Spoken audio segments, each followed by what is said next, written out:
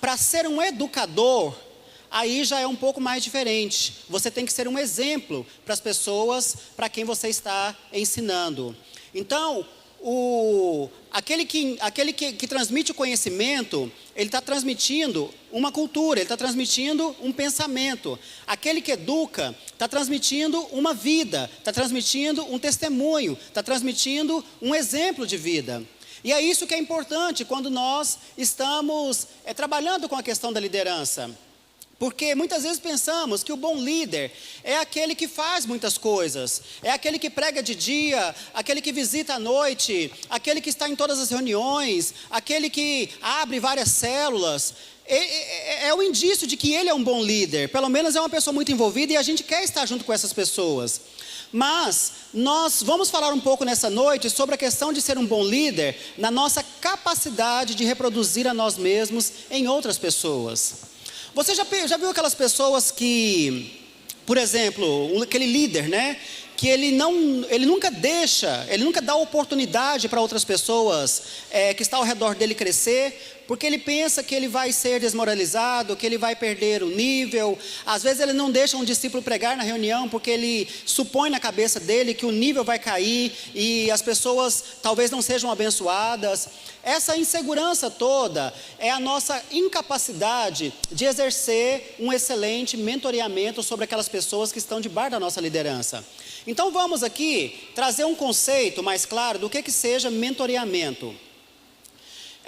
De acordo com o significado da palavra, mentoreamento ele quer dizer um processo de transmissão de bagagem, de conhecimento e experiência a pupilos, no sentido de sua orientação, da facilitação do seu autodescobrimento e do aperfeiçoamento de suas potencialidades de liderança.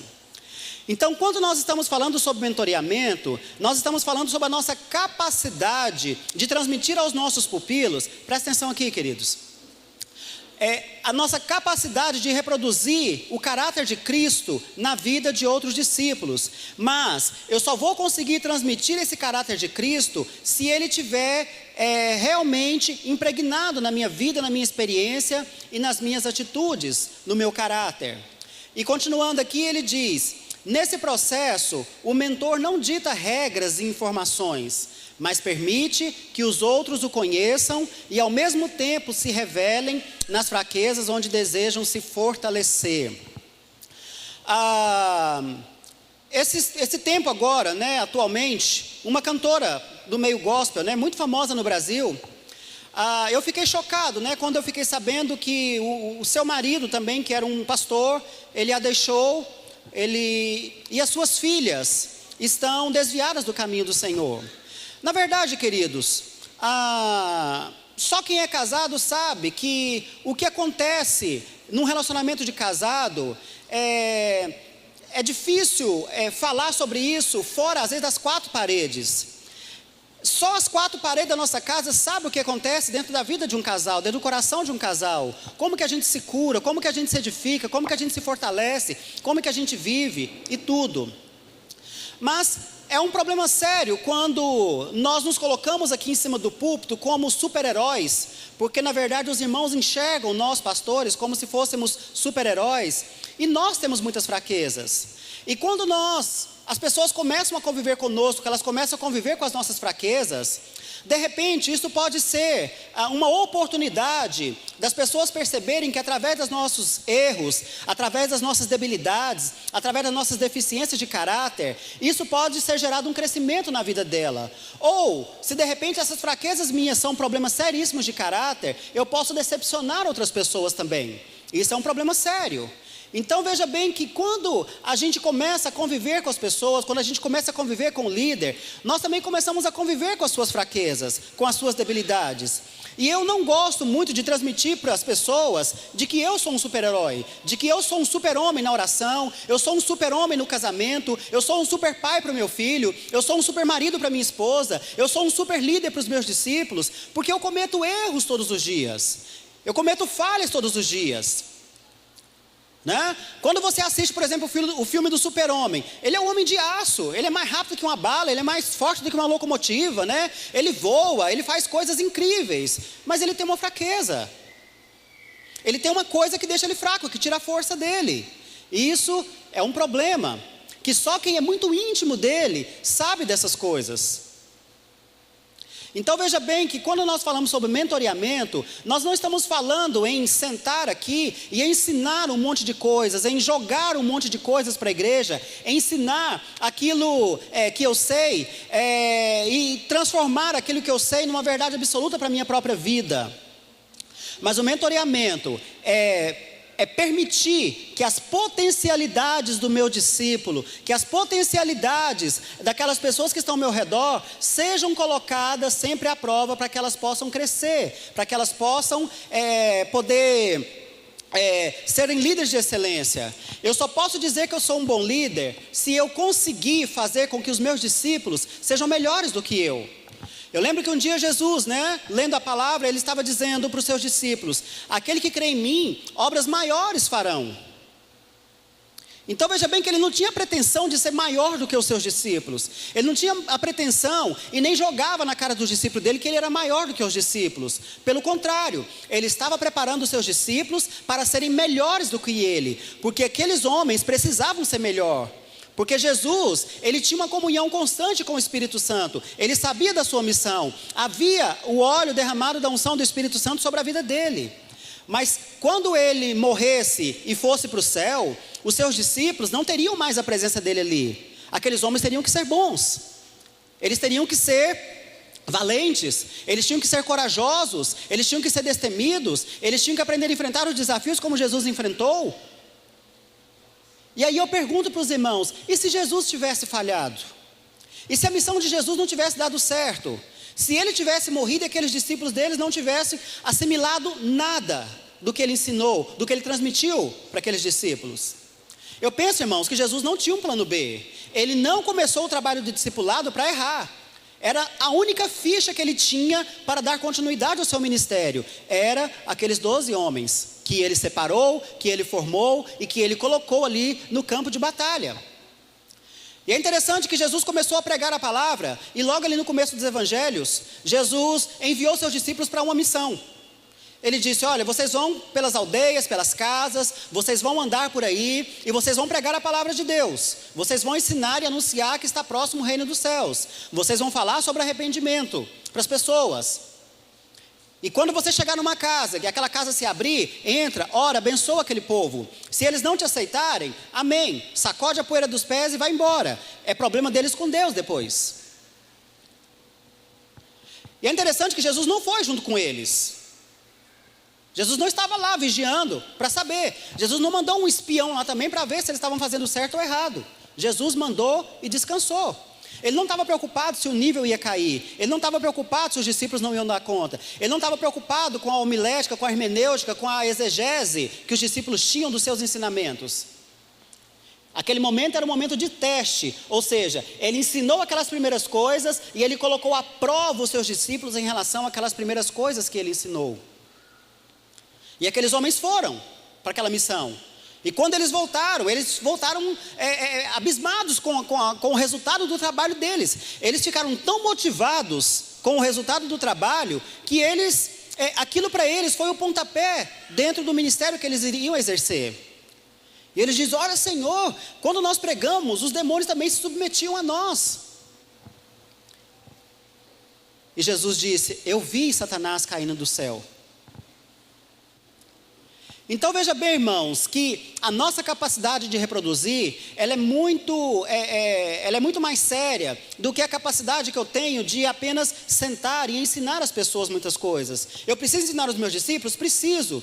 Eu preciso transmitir para ele o conhecimento mental? Eu preciso. Eu preciso incentivar os meus discípulos a ir para um seminário, estudar a Bíblia, participar de cursos, de lideranças, de congressos, de tudo. É claro que eu preciso tudo isso. Só que eu preciso saber se esse conhecimento teórico está se transformando em conhecimento prático na vida. Eu preciso saber se o meu discípulo está tendo experiências com Deus. Eu preciso checar a todo momento se os meus discípulos estão realmente superando aqueles desafios que ele tanto fala. Hoje em dia nós temos um problema muito sério nas igrejas. Quando eu digo nas igrejas, eu não estou falando da igreja Luz para os Povos. Eu estou falando da igreja moderna de uma maneira geral. Há um problema muito sério, porque de cima dos púlpitos há aquela pressa brasileira de se formar pessoas, e nós achamos que estamos sendo bem-sucedidos quando fazemos aquelas multiplicações em massas. A gente desafia um discípulo a multiplicar a célula uma vez por ano, e aí ele vai e multiplica de uma vez só 6, a gente dá glória a Deus, amém, se essa multiplicação for uma multiplicação sadia. Mas o que eu percebo muitas vezes, eu falo por experiência própria na minha igreja local, é que muitas dessas multiplicações, elas acabam sendo pulverizadas lá na frente. Por quê? Porque nós não temos pessoas preparadas para liderar. Nós cometemos alguns erros na visão celular, e um deles é essa mania que nós temos de dar anabolizante para os nossos discípulos. A pessoa se converte hoje, daqui 2 semanas, nossa, ela é um líder excelente, em potencial. Ser líder em potencial não quer dizer que ele é um líder de excelência ainda. Ele ainda não teve tempo de experimentar as coisas que ele precisa para exercer uma liderança. Ele ainda não enfrentou espiritualmente desafios que capacita ele a pastorear outras pessoas. Porque pastorear, irmãos, não é só ensinar a Bíblia. Se eu ler a Bíblia, eu tenho condições de ensinar. Mas tem muitas pessoas que têm dificuldades, com crises, com tribulações, com pressões, e isso é difícil. Não é raro a gente ver pessoas que começam a liderar hoje, a gente pensa que está uma bênção, amanhã a gente descobre que a pessoa está com a vida cheia de pecado. Por quê? Porque ela ainda não encontrou aquele equilíbrio ainda de saber vencer a carne, vencer o mundo, vencer a Satanás, através daquela palavra que ele tem dentro do coração dele. Isso é um problema muito sério. E nós precisamos entender que o crescimento, ele precisa ser de um processo normal, natural. O normal, por exemplo, de uma gravidez é 9 meses. Pode ser que a criança nasça antes? Pode acontecer, mas não é a regra, é a exceção. E muitas vezes nós usamos essa exceção para enfiar a regra goela abaixo da igreja. Isso não funciona. Tem um pastor nosso, né, que ele começou a fazer um trabalho na igreja dele, de organização das células, e ele disse para os irmãos, olha, vocês vão multiplicar, vocês têm um desafio de multiplicar a célula de vocês uma vez nesse ano. E aí veio um discípulo dele e falou, olha, eu já estou com a minha célula preparada para multiplicar em 3. Ele podia pensar, nossa, que maravilha, então está superando aquilo que eu coloquei como desafio. Ele disse, você não vai multiplicar sua célula em 3 vezes, você vai multiplicar em uma, só uma. Vamos seguir a direção. É para multiplicar uma vez? Vai multiplicar uma vez só. Por quê? Porque os antecedentes dele, em relação a isso, não foram felizes. É claro que eu não estou aqui ditando regra para vocês. Tá lá, quem administra aqui a multiplicação é a liderança da igreja local.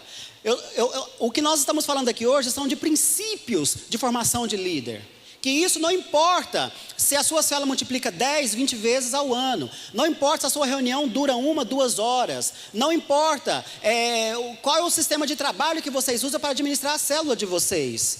Isso são princípios que precisam ser obedecidos para que nós tenhamos uma liderança madura e equilibrada. E nós também deixemos de colocar tanto fio de cabelo branco na cabeça do pastor, né, bispo?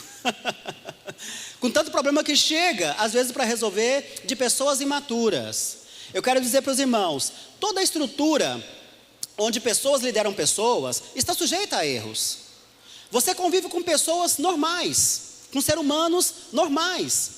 Se as pessoas dão para a gente respostas sobrenaturais, se eu tenho pessoas que andam comigo, que são pessoas que me dão respostas celestiais o tempo todo, aquelas pessoas que são cristãs verdadeiras, pessoas que não fofocam, pessoas que não falam mal de liderança, pessoas que são fiéis na igreja, pessoas que oram, que pagam preço, pessoas que têm o interesse em ver o reino de Deus crescer, se eu tiver essas respostas das pessoas, glória a Deus por isso. Mas se eu não tiver, as pessoas estão sendo elas mesmas, porque se eu sou um ser humano, eu automaticamente vou dar respostas humanas.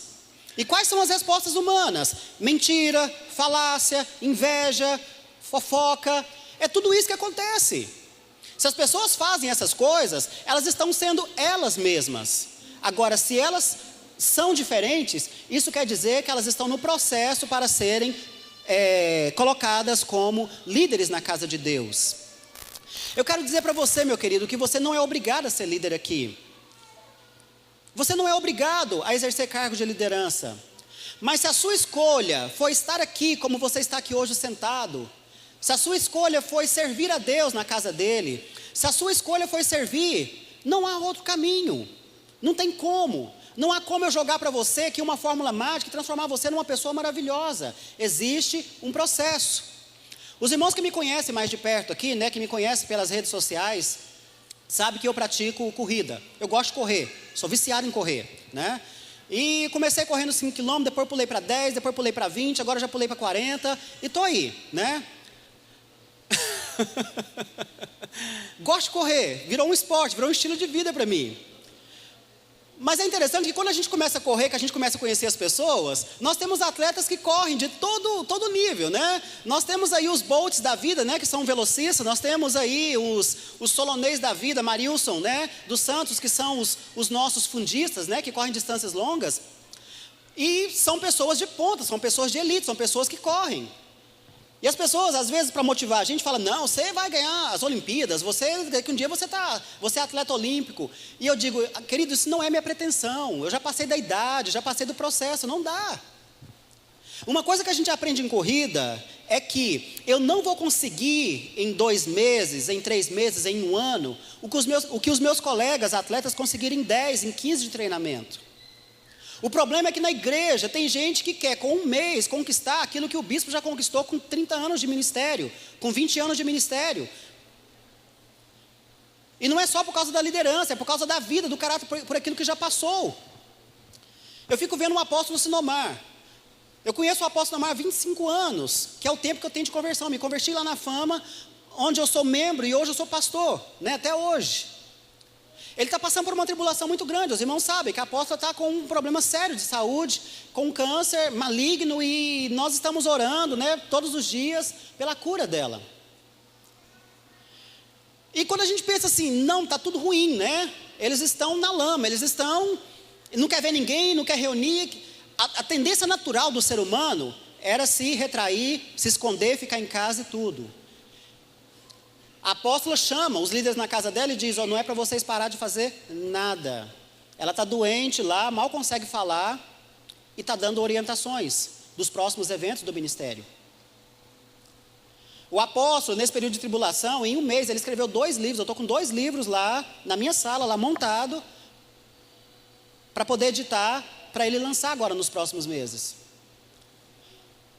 Eu penso, eu não tenho essa estrutura. Eu não tenho isso na minha vida. Então, não é 1 mês de fé que vai fazer eu alcançar o que ele alcançou em 45 anos de ministério. Nós temos que aprender a respeitar isso. E quando você, meu querido, que é líder, né, não tenha isso gravado, né, na sua cabeça, na sua mente, né, no seu coração, de que se você não trabalhar com o mentoreamento, se você não trabalhar com o treinamento de líder, você nunca vai ter sucessores na sua vida. Eu tenho um filho de 11 anos, é o filho único, né? Eu tenho só um filho, não sei se eu vou ter outro, mas eu tenho um filho. Eu tento ser para o meu filho um melhor pai do que o meu pai foi para mim. Eu penso que se eu conseguir ser um pai melhor para o meu filho e fazer com que ele cresça e seja um pai melhor do que eu, talvez o meu trabalho tenha sido bem feito. Mas eu só vou saber se meu trabalho foi bem feito o dia que ele casar, constituir a família e for um pai. É aí que eu vou saber se eu tive resultado do meu trabalho. E no meu discipulado é da mesma forma também. Eu preciso pegar os meus discípulos, eu preciso enxergar as potencialidades dele, eu preciso enxergar aquilo que eles podem me dar de bom, aquilo que eles podem contribuir para o reino de Deus e usar aquilo a favor do reino. Nós tivemos uma conferência missionária agora no fim do ano, em novembro, lá na igreja. E nós fizemos ali um bate-papo com os pastores e o pastor Jacinto, lá de Moçambique, estava com a gente. E eu fiz uma pergunta para ele, né? Lá em Moçambique nós temos cerca de 90 igrejas, já entramos no Malawi, né? Agora estamos planejando entrar em Zâmbia e Zimbábue. E um trabalho que explodiu, que cresceu. E não são pontos de pregação, igrejinhas pequenininhas, né? Os prédios, embora são pequenos, mas eles estão completamente lotados dentro das aldeias de pessoas. Toda igreja que você vai, lotado de gente. E ali, culto, só tem hora para começar, né? É uma maravilha aquilo. E eu perguntei para ele, pastor, como é que você consegue formar tantos líderes tantos pastores. Porque abre um trabalho, já coloca um pastor, parte para outro lugar, forma, e a igreja permanece, a igreja consegue vingar, as pessoas se multiplicam ali. Como que isso é possível? Aqui no Brasil é meio complicado isso, né? Não dá para você confiar em todo mundo logo de cara, assim. E ele respondeu algo interessante, ele disse isso que eu estou falando. Ele disse, olha, lá a gente não fica olhando picuinhas na vida uns dos outros. Lá a gente olha para o pastor, o que ele tem de bom, o que ele tem de melhor, o que ele pode usar para contribuir para o reino de Deus.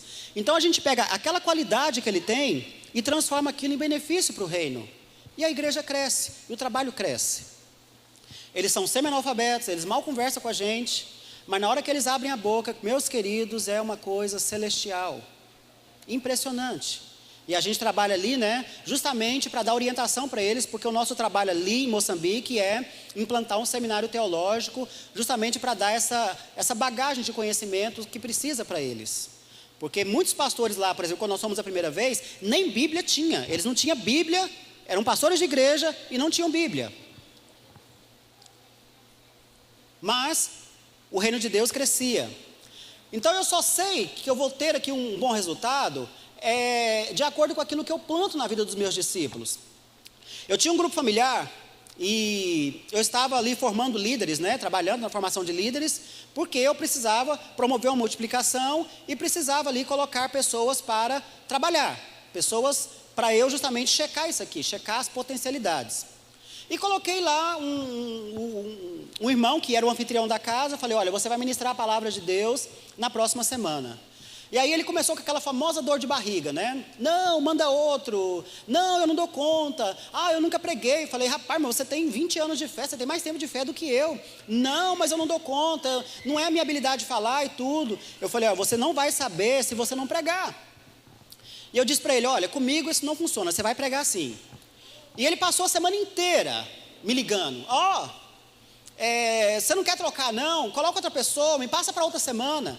Eu falei, quando chegar na outra semana, você vai pedir para passar para outra semana. Então, não tem jeito. Se você quiser me ligar para eu orar com você, se você quiser me ligar para perguntar alguma coisa, pode ficar à vontade. Mas ligar para pedir para você não pregar é perda de tempo. Você vai pregar sim. Irmãos, olha, a esposa dele fala que ele não dormia. Ele ficava preocupado, tanta ansiedade que ele tinha, ele transpirava. E eu disse, não, eu não posso, nesse momento, baixar a guarda com ele. Eu preciso expor esse discípulo meu a essa situação, pelo menos para ele saber, se realmente a gente entender que não for de Deus, tudo bem, eu vou respeitar a individualidade dele. Mas eu preciso checar isso na vida dele para saber se realmente ele é ou não, ele quer ou não assumir o ministério da palavra. E foi, irmãos, passamos a semana inteira. Quando foi na outra semana, chegamos para ter reunião, levei meu violãozinho, tocamos louvor ali e tudo, e eu passei a palavra para ele. Naquela época, nossas reuniões eram de 2 horas, né?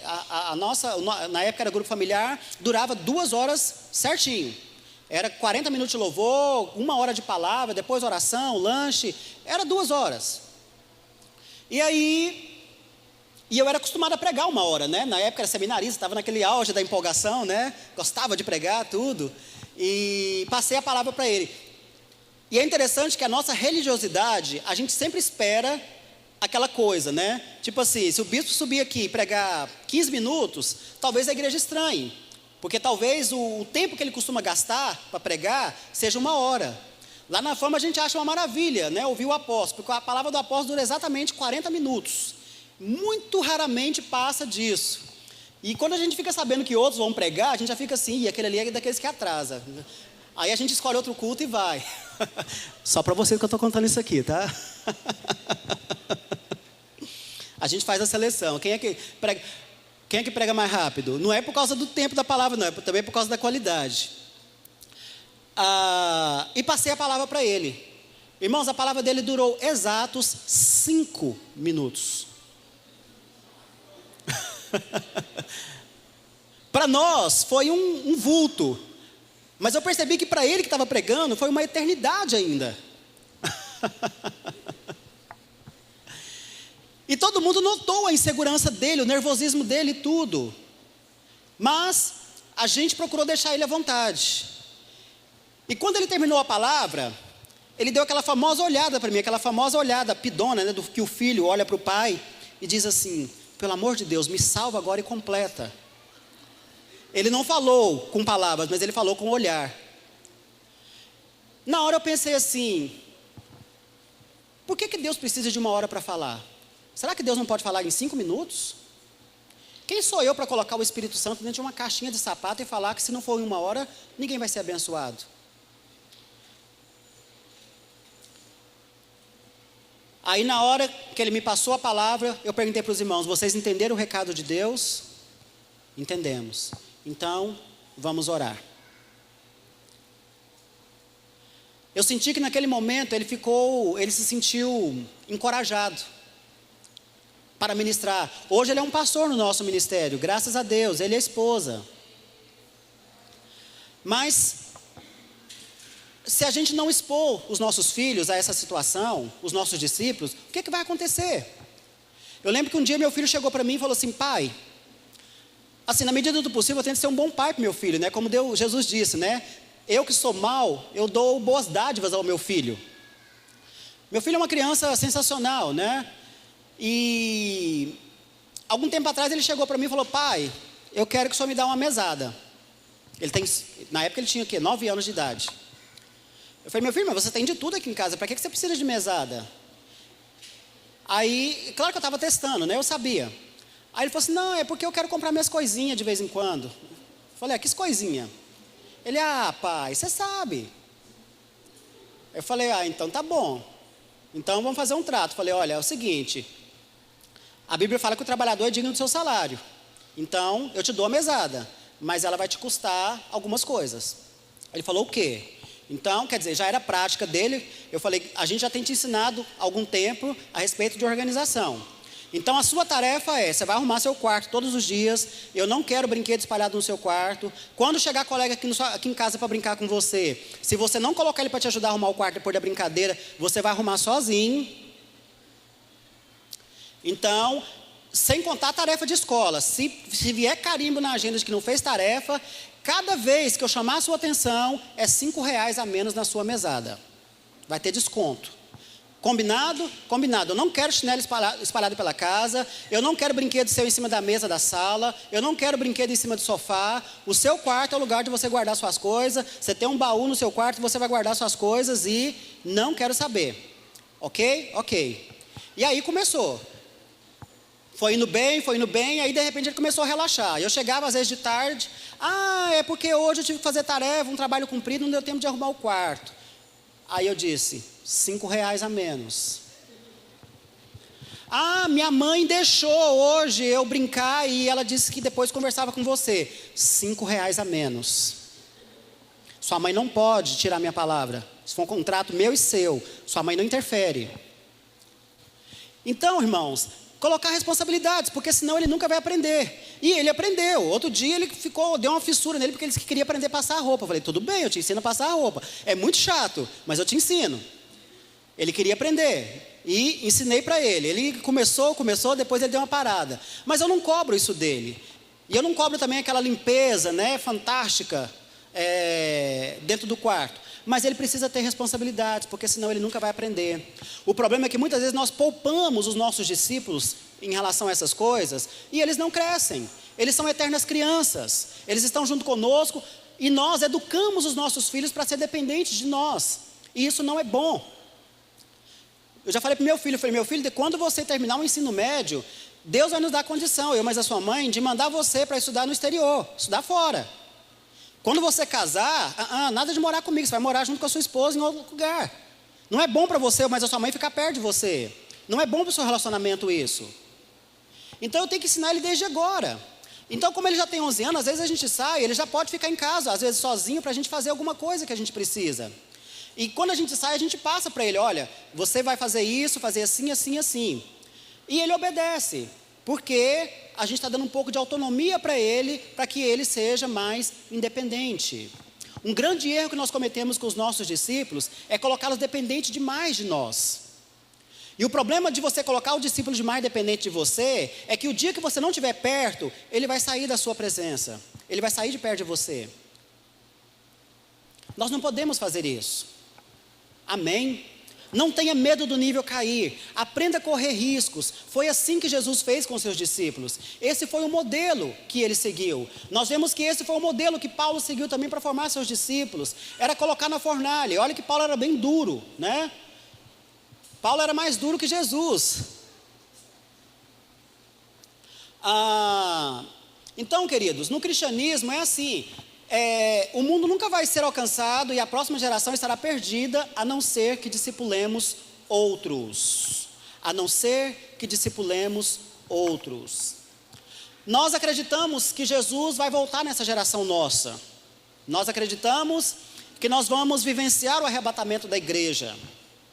Mas eu quero dizer para os irmãos que quando nós começamos a estudar a história da igreja, nós percebemos que todas as gerações pensaram como nós pensamos. Se a gente for usar, às vezes, algum calendário, nós temos, às vezes, uma maior chance de experimentar isso, porque o calendário da Bíblia, ele acaba batendo com aquilo que nós estamos vivendo hoje.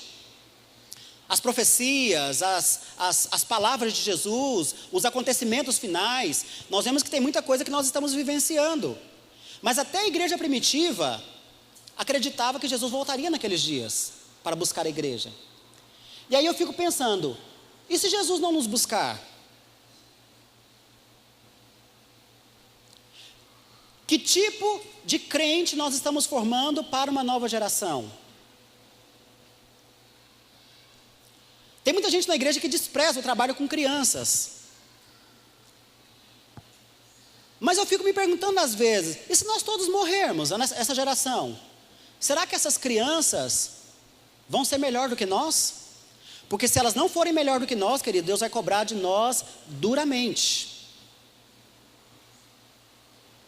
Se elas não forem melhor do que nós para pregar, se elas não forem melhor do que nós para formar discípulos, se elas não forem melhor do que nós para propagar o reino de Deus, Deus vai cobrar de nós. O tempo que nós gastamos conosco, o tempo que nós gastamos adquirindo riquezas, bens materiais, falando sobre essas coisas com as pessoas e não formamos discípulos.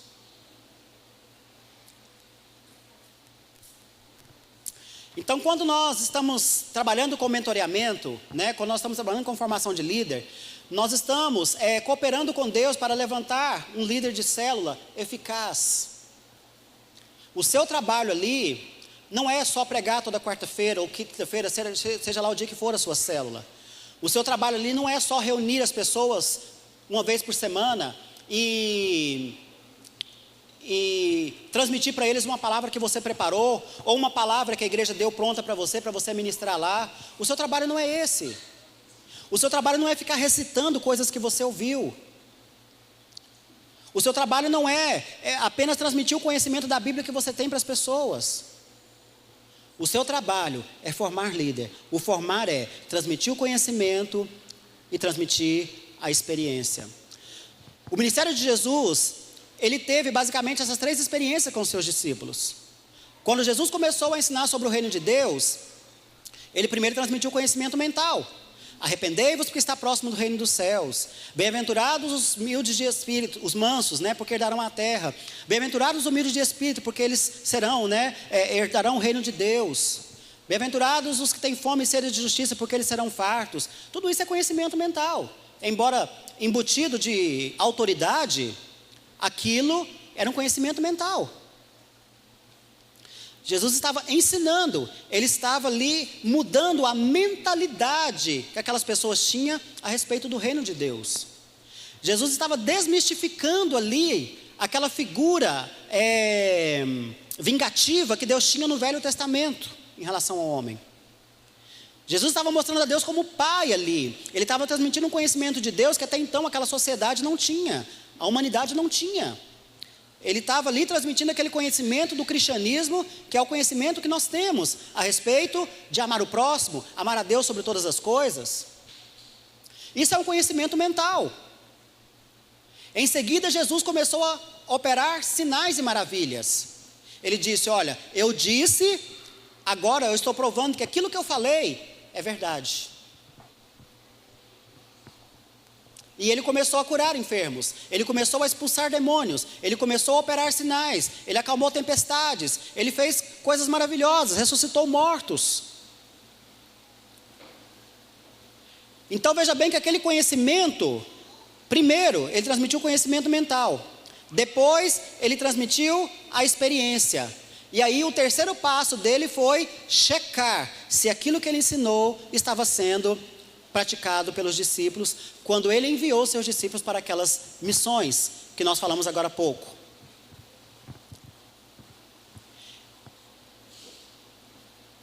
Muitas vezes nós somos indisciplinados, muitas vezes nós somos imprudentes, nós somos preguiçosos, porque na maioria das vezes eu percebo que nós temos um dia de reunião na semana, de célula, e a gente acha que aquela reunião, ela vai resolver todos os problemas da vida das pessoas que estão ao nosso redor. E às vezes a gente não se prepara para aquilo. Para uma reunião de célula acontecer numa quarta-feira à noite, por exemplo, meu querido, você precisa trabalhar de quinta até terça da outra semana para aquela reunião acontecer. Você precisa visitar, você precisa orar, você precisa preparar a palavra, você precisa ter uma estratégia de trabalho para aquela reunião, você precisa interiorizar aquela reunião, você precisa mentalizar aquela reunião, você precisa fazer com que aquela reunião seja aquela reunião. Só que você não vai conseguir isso chegando cansado do trabalho, folheando qualquer coisa da Bíblia lá, acha um versículo lá qualquer, corre para a célula, chega ali e prega para as pessoas. Às vezes, numa situação ou outra, Deus até releva isso, mas se isso é prática constante nossa, isso quer dizer que nós somos indisciplinados. Nós não vamos conseguir gerar outros líderes, nós não vamos conseguir, porque com o passar do tempo, as pessoas vão começar a perceber essa falha do nosso caráter. E a célula acaba se tornando um compromisso religioso. A gente vai ali toda quarta-feira, a gente ora, a gente lê a Bíblia, a gente canta, a gente tem comunhão e a gente vai embora. Aí todo mundo esquece de todo mundo e pronto, acabou. E aí? Não. Pelo menos com as pessoas com quem você precisa para dar continuidade ao trabalho, você precisa trabalhar durante a semana toda. Diga assim comigo: a reunião da minha célula é a consequência do trabalho que eu fiz anteriormente. Amém?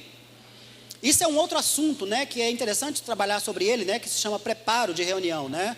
O que o líder precisa fazer antes de uma reunião acontecer? Mas faz parte do mentoreamento, faz parte da formação de líder. Nós temos uma estratégia de trabalho, uma visão de onde eu estou saindo, onde eu estou e onde eu quero chegar. Se eu não tenho isso impregnado no meu coração, eu não vou chegar nunca a lugar nenhum. E aí o que acontece? A gente faz aquele amontoado de gente, a gente pensa que nós tivemos um trabalho bem sucedido, porque na nossa cabeça o mais importante é número. A gente faz aquela multiplicação, né? E mostra para a igreja aqui, para todo mundo ficar assim: ó, esse é o cara, essa é a líder. E aí passa alguns meses, aquelas células que multiplicaram se pulveriza e ninguém toca no assunto, finge que nada aconteceu. Ah, é isso mesmo, é porque fulano era rebelde, é porque fulano não tinha compromisso com Deus. Mas por que não checou isso antes de multiplicar? Será que ela começou a ser rebelde depois que ela se tornou líder? Será que ela se tornou inconstante depois que ela se tornou líder? Não, ela sempre foi, querido, porque lembra que nós estávamos falando sobre atitudes humanas? Pessoas que querem crescer em Deus, elas dão respostas celestiais. Eu vou usar esse termo aqui. Elas dão respostas celestiais para desafios.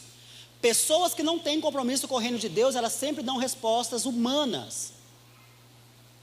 Pessoas negativas, pessoas pessimistas, pessoas melindrosas, pessoas elas não crescem. Não crescem espiritualmente. Não tem equilíbrio. Eu lembro que uma vez nós estávamos trabalhando com um casal que era líder de uma célula, e esse casal teve um problema sério, né? Mas quando você via eles pregando, era aquele casal, poxa vida, todo mundo queria ser igual a eles. Mulher ousada, de intercessão, de oração, né? Abria a boca, daqui a pouco estava marchando aqui em cima, aqui, intercessora, né? Ela tinha vários predicados espirituais. E ele, aquele cara, né, ministro de louvor, que tocava, que pregava, os dois faziam evangelismo, a célula deles vivia cheia de gente e tudo, e eles eram um casal que a gente discipulava. Eu e e minha esposa, nós sabíamos dos efeitos. Quando nós começamos a discipular, foi na época que nós entramos na visão celular, eles já eram líder. Então eles vieram para o nosso grupo de discipulado. Nós não formamos esse casal. E aí o que aconteceu? Com o passar do tempo, nós andando junto, um dia eles foram morar no mesmo condomínio que a gente morava. E um dia a gente foi lá no apartamento deles, a gente estava lá conversando, e numa conversa informal, sabe aquela conversa despretensiosa, a gente batendo papo, conversando, rindo. Ele tinha feito uma viagem, né, tinha chegado, a gente foi lá, né, para saudá-lo, tudo. E de repente, no meio da conversa lá, ele começa a descascar o abacaxi em cima da mulher dele. Eu não gosto de você, você é manipuladora, você é egoísta, você não é mulher de Deus, eu não sei se eu quero continuar casado com... Irmãos, e sabe quando você não estava esperando uma coisa dessa acontecer? Que eu pensei, meu Deus do céu, como é que nós vamos sair disso aqui agora? Um problema sério. E aí, eu falei, não vamos resolver isso aqui agora. Deixa eu conversar com você particularmente sozinho para saber o que está acontecendo.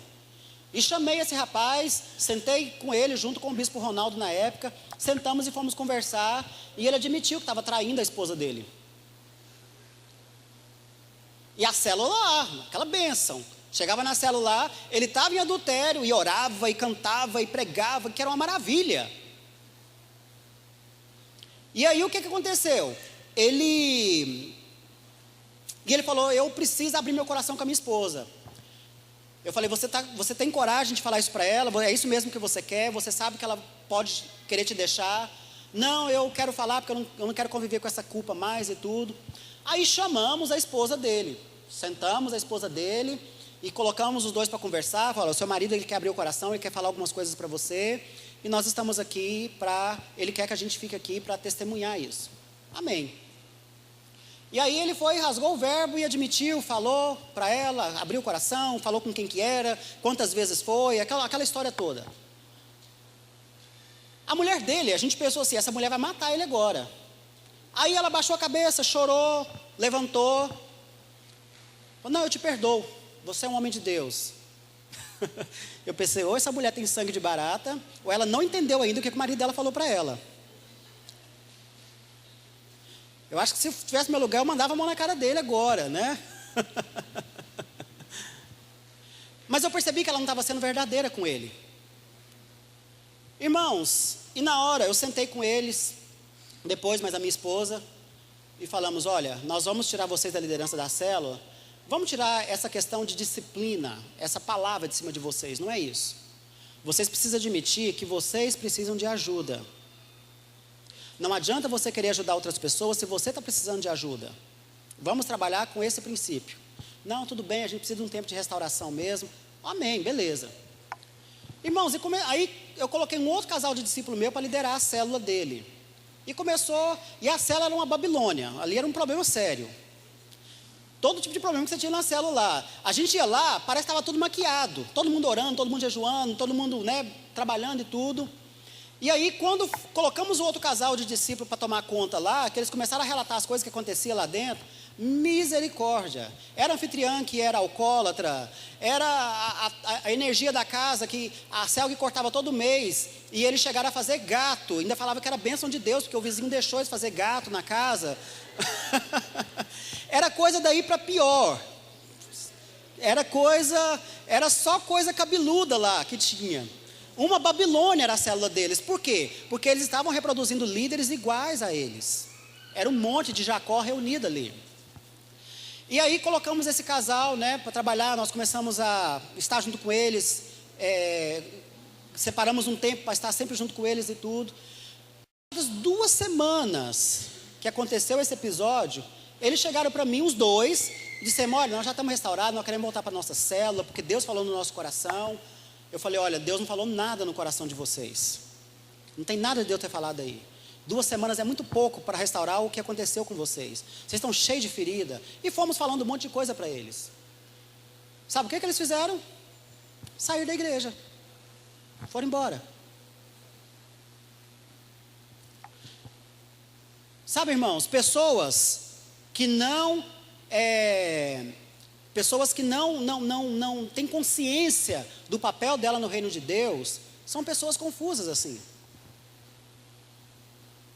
Nós muitas vezes nos preocupamos, né, com aquele número de pessoas que estão ao nosso redor e nós esquecemos da qualidade. E eu sempre falo, é melhor você multiplicar uma vez por ano e fazer uma multiplicação sadia do que você multiplicar em 10 vezes e não dar certo o negócio. É muito frustrante você fazer um trabalho crescer e depois ele acabar. É muito frustrante você ter uma equipe enorme de discípulos hoje, daqui 2 meses você não tem mais ninguém perto de você. É muito frustrante isso, porque dá a impressão de que o trabalho não está sendo bem feito. Eu tenho consciência de que eu planto coisas certas na vida dos meus discípulos. Eu poderia colocar qualquer um deles para estar ministrando aqui para vocês o que eu estou ministrando, e seria uma bênção. Porque eu tento ensinar para eles a importância de tudo isso. Agora, quando se percebe que a pessoa ela está priorizando o cargo em detrimento do chamado, quando ela quer mais o púlpito, ao invés de ser um pastor, aí é um problema sério. É um problema muito sério isso, porque hoje em dia parece que é status, né? Eu vejo que o apóstolo Nomar de vez em quando ele é pressionado para que ele ordene alguém no ministério. E eu fico pensando, será que essa pessoa sabe realmente o que é ser um pastor? Quando eu fui à África a primeira vez, eu cheguei e falei para o apóstolo, eu falei, apóstolo, eu acho que toda pessoa que chegar para o senhor e falar que quer ser pastor, antes de ordenar qualquer pessoa, manda essa pessoa fazer um estágio na África por 30 dias. Se ela conseguir sobreviver e entender o que é pastor, aí o senhor pode ordenar. Porque lá, irmãos, eles pastoreiam em troco de nada. Igreja não tem salário, não tem secretária, não tem, você entende? Essa coisa bonita aqui, esse conforto todo que a gente tem aqui, lá para eles nem imaginam. A não ser alguns deles que já vieram aqui no Brasil, eles nem imaginam essas coisas. E nem para televisão eles não veem, porque eles não têm televisão em casa. Não tem energia elétrica. A igreja tem reunião só no domingo de manhã, porque à noite não tem energia elétrica, não tem como fazer reunião. As igrejas não têm paredes pintadas, é tudo no reboco, é tudo aqueles vasos amassados, no meio de pau a pique, com aqueles bancos rústicos, é chão mesmo, batido, né? A hora que começa o louvor, aquela poeira levanta, a gente engole aquilo tudo, né? Não tem saída de ar, né? Umas janelinhas desse tamanhozinho que eles colocam nas paredes lá. Em época de calor, por exemplo, a gente olha. A última vez que eu estive lá no mês de verão, a minha pregação durou 15 minutos, eu não aguentei mais. Eu falei, pastor, eu não aguento mais ficar aqui dentro, eu vou morrer aqui. De tanto suor. E eu fico pensando, eles fazem isso com alegria. Lá, qualquer motivo é motivo para eles abrirem uma igreja. E em troca de nada. Troca de nada. Eles não têm aquelas promessas, né? Eu estava dizendo na igreja, domingo de manhã eu estava ministrando na igreja, falando para os irmãos. Lá na África não funciona o discurso de eu falar, olha, Deus vai te dar dupla honra. Eles nem sabem o que é isso. Deus vai te restituir 100 vezes mais do que você perdeu. Eles vivem perdendo, eles não sabem o que é isso. Eles não sabem, irmãos. Tem certas coisas que não dá para pregar lá. Não dá. Eu fico às vezes perdido, porque eu sei, o que eu vou ensinar aqui para esse povo? É tanta coisa teológica na minha cabeça, mas é tanta prática na vida deles, que para mim é uma realidade distante também. Então, amados, quando você está trabalhando com o mentoreamento, né, quando você está trabalhando, meu tempo já está acabando aqui, você precisa ter uma visão clara de trabalho do que você quer fazer. O seu trabalho ali na sua célula é formar outros líderes. É visitar? É. É aconselhar? É. É atender o necessitado? É. É conseguir uma cesta básica? É. É torrar a paciência do pastor Abel pedindo dinheiro para pagar uma conta de energia lá, de um irmão que está quase com a energia cortada? É. Não sei se acontece isso aqui, porque lá na Fama acontece isso muito, né? É, tudo isso é. Mas só que você não pode fazer essas coisas só por fazer. Você precisa ter um objetivo de trabalho claro ali. Para que eu estou aqui? Para que Deus me colocou aqui? Será que eu tenho bons sucessores? Eu vejo que se o bispo sair desse púlpito e um dos seus discípulos subir aqui e pregar, e às vezes der para vocês uma palavra melhor do que a dele, não quer dizer que ele perdeu as qualificações dele. Ele tem que ser aplaudido de pé. Sabe por quê? porque ele fez um trabalho bem feito.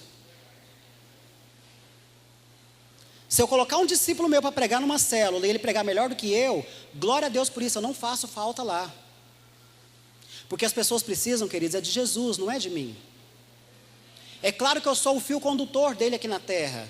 É claro que eu sou o canal dele aqui na terra. Mas eu tenho que ser esse canal. Eu tenho que ser esse fio condutor. Eu tenho que reproduzir esse caráter de Cristo na vida dos meus discípulos. Eu tenho que ensinar para eles a importância de se dar a Deus. Eu preciso ensinar para os meus discípulos que a vida não é fácil. Eu sempre falo isso para o meu filho, né? Meu filho, aqui em casa você tem as coisas. Você tem a proteção do papai, você tem a proteção da mamãe. Mas lá fora, a coisa não é assim. Meu filho tinha uma mania, né? Eu acho que todo filho tem isso, né? Ele chegava e começava aquela massação comigo, né? Beijar, beijar. E assim, sem aquele momento da gente estar brincando na cama ou fazendo alguma coisa que precisa de beijo ou eu pedir. Então, quer dizer, é chantagem. Eu já perguntava para ele: João Pedro, o que você quer? Não, quero só te beijar. O que você quer, João Pedro? O senhor deixa eu fazer isso. E sempre era assim. Um dia ele veio para me beijar e eu coloquei a mão assim e falei para ele: olha, nunca mais você me beija quando você quiser me pedir alguma coisa, porque isso não funciona comigo. Então, quando você quiser pedir alguma coisa, você chega e fala na lata: pai, posso fazer isso? Pai, o senhor me dá isso? Se eu puder, eu vou te dizer sim, com o maior prazer, com a maior alegria. Mas se eu tiver que dizer não para você, eu vou explicar por que eu disse não para você. E você precisa aprender, meu filho, que não arranca pedaço. Eu ouço não todos os dias da minha vida. Já ouvi muito não do meu pai, da minha mãe, já ouvi muito não da sociedade, já ouvi muito não de patrão, já ouvi muito não de amigo. E todos os dias eu ouço não de Deus. Eu estou vivo, sobrevivi, estou aqui, feliz, alegre. Isso não arranca pedaço. Então não pense que um não é uma maneira de eu te disciplinar, não é isso. Porque lá fora você vai ouvir muito não na sua vida ainda. Então, não faça chantagem para conquistar as coisas. Seja com seu discípulo, aquela pessoa que vai colocar ele para trabalhar, coloca na fornalha mesmo. Ele precisa aprender. Se ele quer, ele não é obrigado a pregar, ele não é obrigado a ser seu sucessor, ele não é obrigado a ser líder. Mas a partir do momento que ele fala para você: eu quero, aí sim já é inegociável essas coisas.